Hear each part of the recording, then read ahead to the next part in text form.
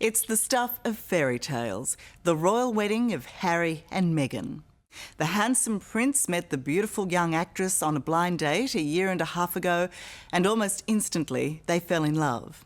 Now the chapel is booked, the dressmakers, rumoured to be Australians, are hard at work, and the guest list is the subject of breathless consternation. But as the big day, May the 19th, approaches, Prince Harry and Meghan Markle are also facing a blowtorch of cruel scrutiny, much of it directed at the American divorcee. Not that the happy couple will let it ruin the so-called wedding of the century. They're playful, comfortable, and clearly captivated by each other. And when Prince Harry and his bride-to-be, Meghan Markle, candidly shared their engagement news with the world, we all fell a little more in love with them too.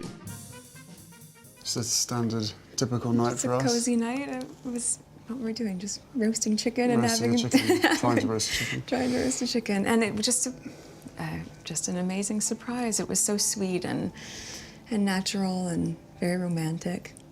He got on one knee. I think I managed to catch it by surprise as well. So. Yeah.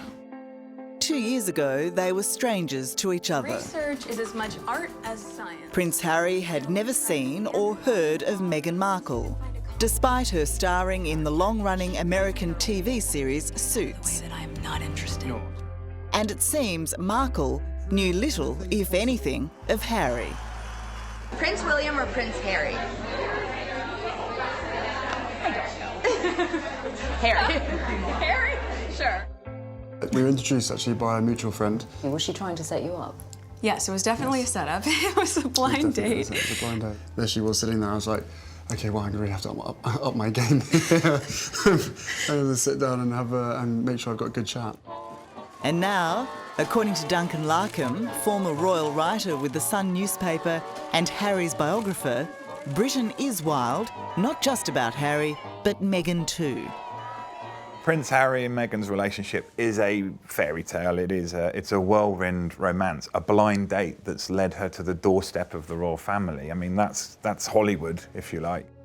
But for Harry, I just think this is like the end of Harry's journey from the little boy that had his head bowed behind his mother's coffin, that really took Harry to the nation's heart, to him with a big beaming smile with a beautiful wife and just the whole future ahead. I think everyone will get a bit of a buzz out of that. Oh, there you are. American as well. And here, the crowd's just going absolutely mad. You see, now this is where we go into action. Absolutely into action. Look at the dress, how crumpled it is. Terrible.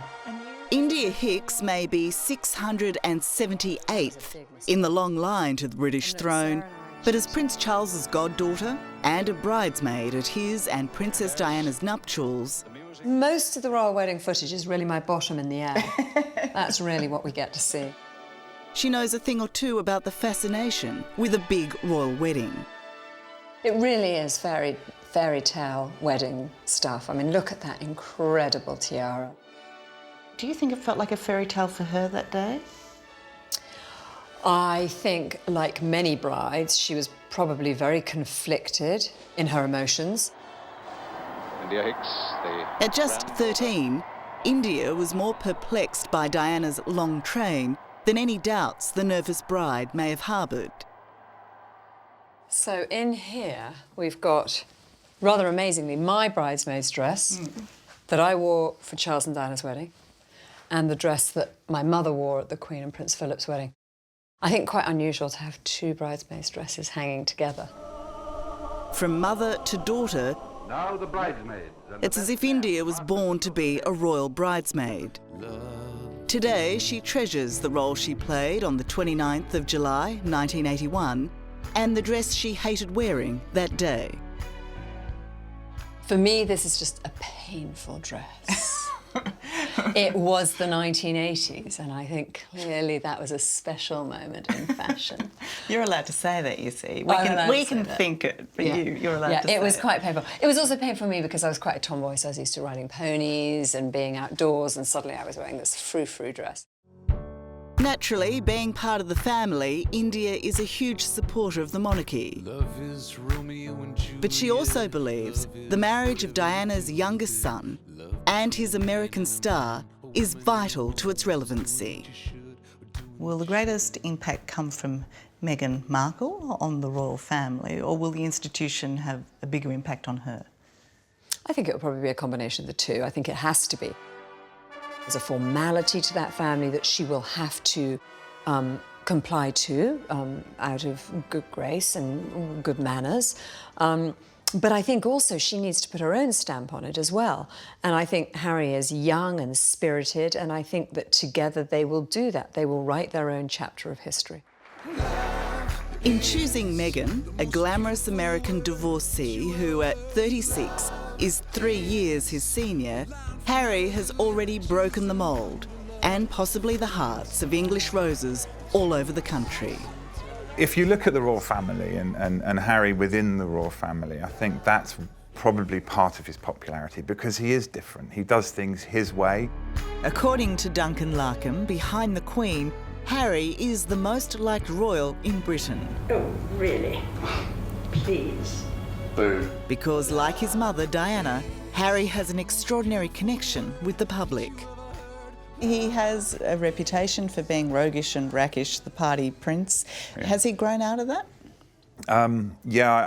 Part of me as a tabloid royal correspondent sort of see the wedding day as a dark day for us because it's heralds the end of the party prince and the beginning of Prince Harry, the husband, and la la la. Yeah, isn't the joke that the world has seen more naked shots of Harry than they have of Meghan? Much to Harry's disdain, I'm sure, but yeah, I mean, Harry's partying days were predominantly after he left school and before he joined the army. It was that extended gap year that branded him the heavy drinking, partying, don't care, wild royal. And the irony is that wildness, those gaffes, all the things that Harry did wrong, like wearing a Nazi outfit, pushing a photographer, dabbling with cannabis, that's why the public love him so much. And the Queen will be delighted on his wedding day. And Prince Charles will probably just be very relieved. Coming up, the reality of royalty. Never, ever is anything ever normal again. You'll never go out and buy your own packet of crisps again. And Germaine Greer has a very different ending I'm not actually in favour of marriage. for the Fairytale couple. She'll bolt. She bolted before. That's next on 60 Minutes.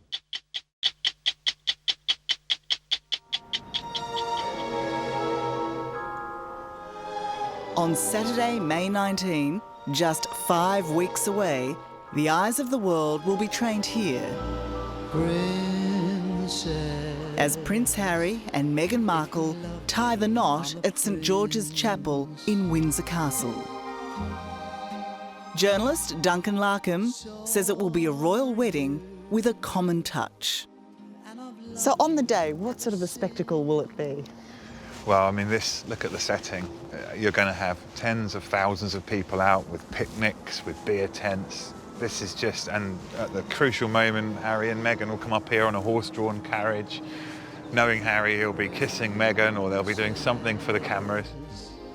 If you love me, I'm a prince. Everyone loves a love story, and it's hard to think of a more quaint or romantic setting for love than Windsor.